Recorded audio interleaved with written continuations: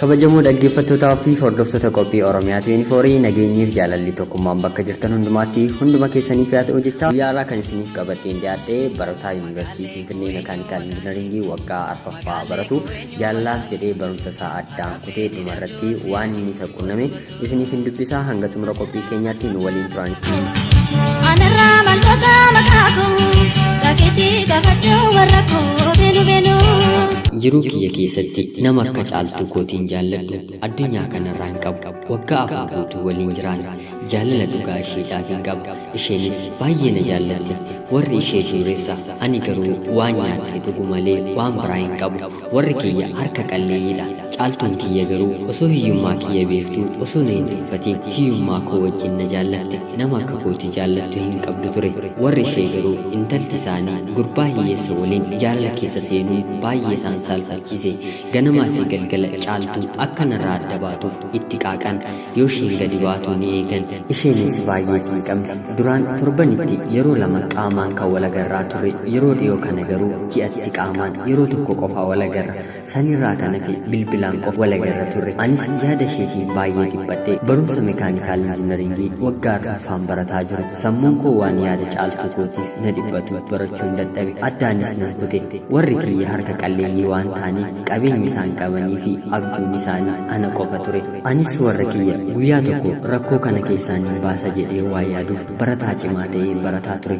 Caaltuun kiyyas yeroo ani baradhu maallaqaa fi yaadaan na cinaa dhaabbattee na gargaaraa turte. Booda garuu dhumarratti akkuma isinitti hime sababa warri ishee anarraa ishee dhorkaniif caaltuun koo narraa fagaalte. Bilbila isheettis yeroon bilbilu bilbilli ishee hojjetu. Hiriyoota ishees yoon gaafadhu hin agarree naan jedhan. Haaluma kanaan ji'a ja'a osoo hafuura isheen arginan ture. Guyyaa tokko bilbilli ani hin beekne tokko natti bilbilame. Yeroon kaasu sagalee caaltuu kooti kan ji'a ja'a guutuu narraa fagaateen dhagee. Caaltuun warri ishee bilbila harkaa fuudhanii akka anaanis waliin agarre waan godhanii sanirraa kaatee yaada kootiin miidhamtee akka dhukkubsattee ji'a lama mana yaalaa ciiftee bilbilaan natti himte. Anis baay'ee rifadheen hospitaala kam ciiste dhufeensi gaafadha jedheen osoo ani gaafataa jiru abbaan koo natti dhufe jettee cinqamtee bilbila narratti cufte.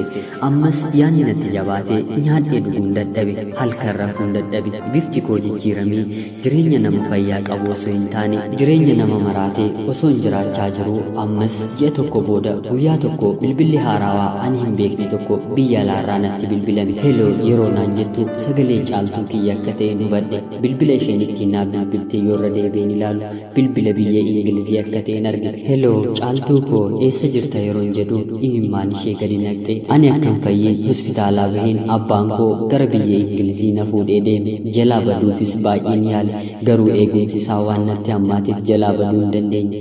Haala saniin dirqamaan biyya kana na fidan. Kanaafuu ammas nama anitti heerumuu qabu waan na arganiif heerumii naan jedhaa jiran. Anis kana booda jiruu kee balleessuun barbaadu. Heerumuu qaba atis jabaadhu barumsa kee xumurii warra kee rakkoo keessaa baase. Ana garuu yoo dandeesse na dagadhu naan jettee bilbila gurra koo irratti cufte. Anis baay'ee dhiphadhee barumsa koo isheef jedhee dhiisee jireenya kiyyaa fi jireenya warra kootis balleessee akkamitti caaltuu dhabee jiraadha jedhee osoo yaadu sammuun koo na dhukkubee ji'a lama guutuu haala kanaan dhiphadhee osoon barandaa hambaa jala buluu guyyaa tokko waan nyaadhu dhabee kadhachuuf mana namaa dhaqee balbala rukutee intalti takka natti gadi baate. Maal barbaadda naan jette. Nyaata barbaada nan beelee jedhee suuta gadi jettee fuula keessa na laaltee ati Yuunivarsiitii Finfinneetti barataa makaanikaalii turteemi? Eeyyeen jedhee ati nama intalaa caaltuu jedhamtu jaalattee barumsa ishee jettee addaan kutte miti? Eeyyeen jedhee caaltuu hin arganneeree naan jette.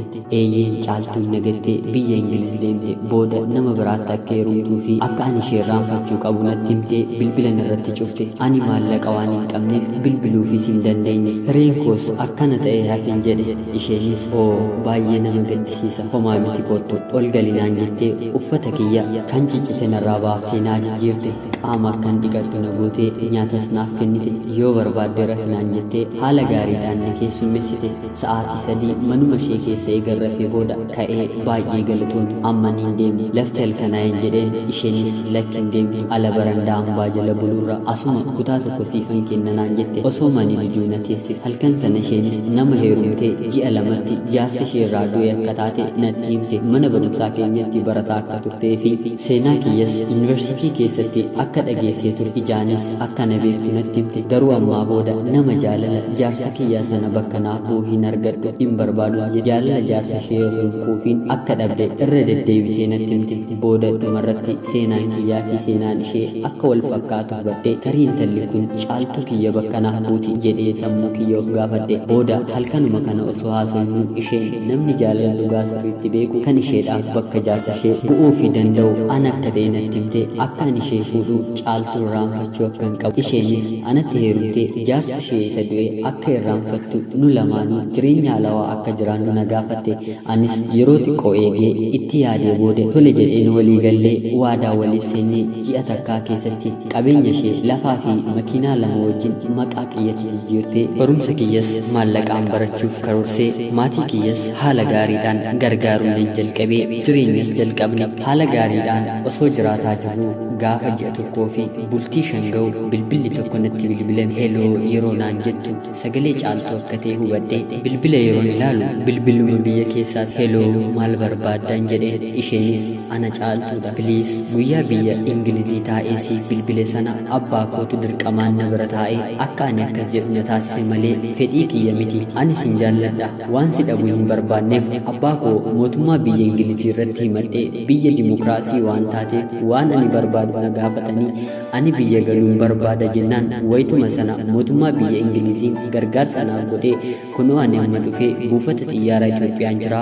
koottu na fuudhii yoo maallaqa hin qabaannes ani of harkaa waan hin qabuuf ati koottu makiinaa kireeffadhu naan jette onneen koo waan dubbatu wallaaleen cinqame bilbila of harkaa darbadheen oo yaa addunyaa jaalala akkanaaf maaliif na dararta yaa gooftaa koon jedhe qabeenya jaartii kiyyaa kan maqaa kootiin jiruu fi makiinaa bakkuman dhaabetti keessaa bu'ee caaltuu kootis buufata xiyyaaraa deemeen fuune achumatti ishee dhiisee ani isaan lamaanuu dhiisee barandaa hambaa kan duraan jalan bulu jalatti deebi'ee sagalee koo dhoksee kophaa koo beelaa fi dheebuu danda'ee jiraachaan jira kanaafuu yaa ilmaan Oromoo kanneen jiru jaalalaa kanaa dhaggeeffattanii fi jaalala keessa jirtan mee ani maal gochuun qaba naaf himaa mee ani maal gochuun qaba naaf himaa kabajamoo dhaggeeffattootaa fi hordoftoota qophii Oromiyaa 24 qophii kana yoo seeraan hordoftanitti ta'e egaa baay'ee seenaa nama gaddisiisudha obboleessa keenya irratti kan qunname nuti immoo tokko keenya otoo taanee akka jedhu komentii jalatti yaada keessan nuuf qoodaa namoonni qophii keenya jaallatan